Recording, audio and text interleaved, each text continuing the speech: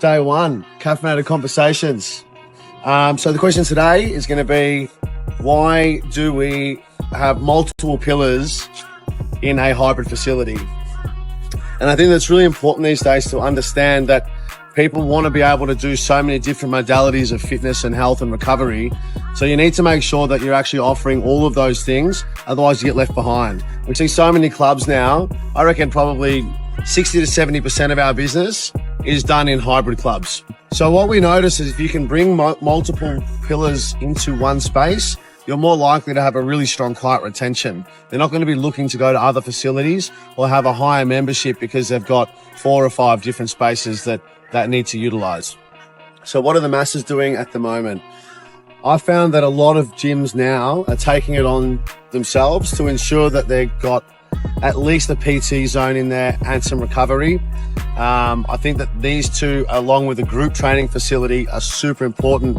And the reason I say that is that a lot of people, if they're not a high level conditioned athlete, for them to be doing 5 to 6 days a week of group training can be super hard on the body. And what that does is it just allows them not to recover properly. They're too sore, and then they don't get value for money because they go, well, far out, I'm paying $60 a week, and my body only allows me to train 3 times a week. So it's quite expensive. But if they've got a PT zone or a 24/7 access, then it gives them the opportunity to do 3 days of training in class and then come in and just do some accessory work that's going to be less impactful on the body. So if I had to pick 3 pillars for my own facility, if I was to open one, I think that a group training facility is one, and I think that that's super important because of community. Number 2 would be a PT zone or a 24-hour access, and that would be super important because I know that group training is an amazing thing but very hard on the body. So having that as an option for 2 to 3 days a week outside of the group training is huge. And I think number 3 for me would be definitely recovery or Pilates, depending on the amount of space that you have.